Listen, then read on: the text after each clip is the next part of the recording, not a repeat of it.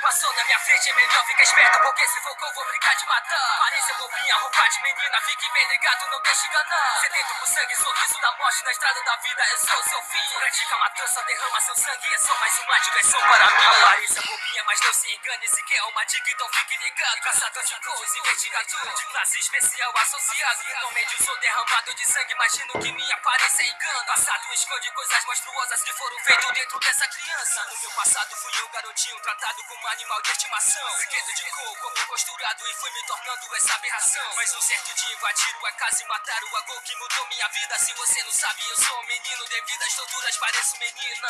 Então fui resgatado daquele lugar que sofri, levado pela CCG, como alguém órfão cuidaram de mim. Me treinaram, meu primeiro teste matando animais. Garoto inocente, meu sangue não é quente, ao contrário, meu sangue é frio até demais. Até demais, você não sabe o que passei na minha vida.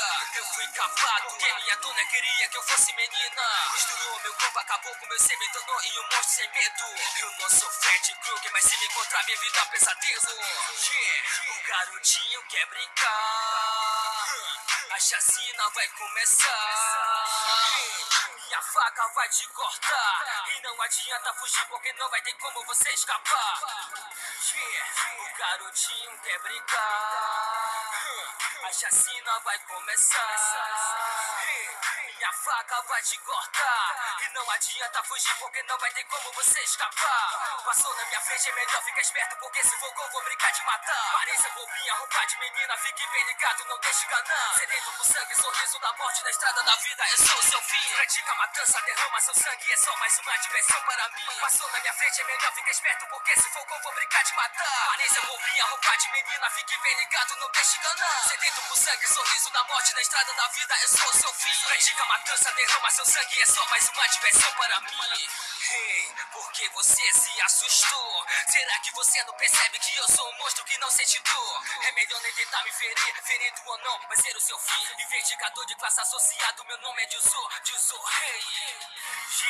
Esse olhar meigo e bobo, é melhor não ficar me encarando, olhando as costuras que tenho no rosto. Posso ter atitude infantil e ser violento e também perturbado. Olhar de pura insanidade, percebe a feição de eu ser macabro. Não tenho sentimentos humanos, não tenho culpa se eu sou assim. Se não gosta do jeito que eu sou, o problema é seu, não estou nem aí.